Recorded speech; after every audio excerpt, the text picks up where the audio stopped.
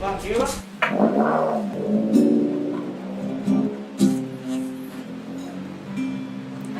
Ada yang panggil ringgit, ada yang panggil dolar, ada yang panggil baht, ada yang panggil rupiah.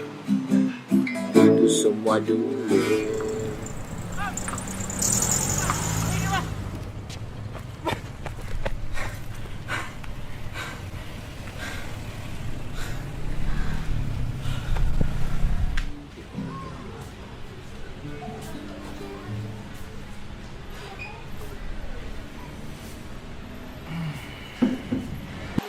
Macam mana kerja hari ni bang? Okey ke? Bolehlah dapat sikit. Sambil-sambil isi masa lapang tu dapat juga tengok-tengok luar kan. Apa kes dia tu? Tak ada apalah bang. Itulah. Kedai ni jarang ada customer bang. Kau tak ada rasa nak cari kerja lain ke? Saya dah macam-macam kerja dah buat bang. Susahlah bang. Ramai orang terkesan kan. Apa kata kau ikut aku? Aku ada cari. Kerja apa bang? Rider ke MLM? Tak adalah sampai ke situ. Adalah.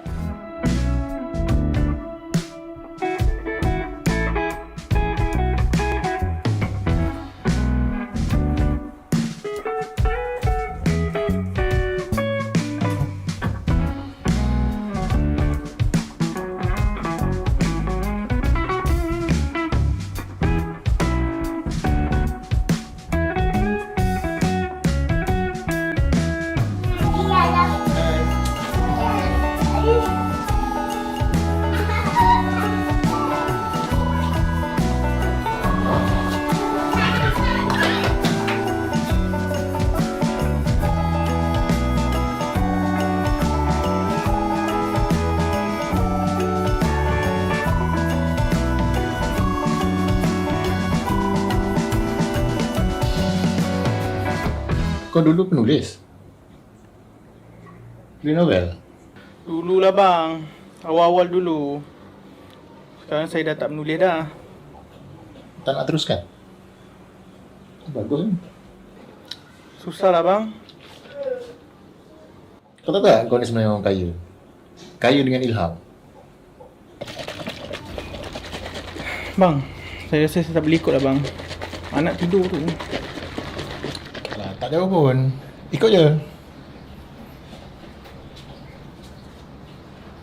Apa?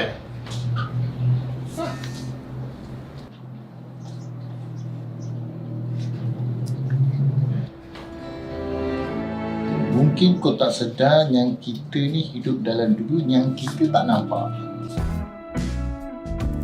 Kau tengok ni. Dunia yang pantas. Abad yang pantas. Bila kau tekan ni, orang akan lalu lalang. Macam pasal. Nampak? Apa yang kau nak jual, mesti ada orang yang nak beli. Kau nampak ni? Sama juga. Apa yang kau nak beli, mesti ada orang yang nak jual. Senang kan? Senang lah. Semua di hujung jari je. Kan? Ha.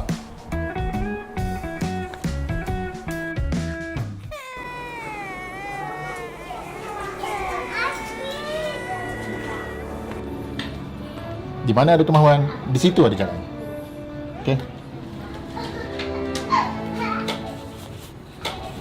Harinya dah tiba, mundar mandirku menanti, hadir kau di sisi, berkerut wajahku, terbawa aku ke situ. Rezeki hadir dalam macam-macam bentuk. Ada masanya melalui pertemuan, pertolongan dan perjalanan hidup. Relakanlah masa ini seadanya. Momen ini hanya untuk kau sahaja.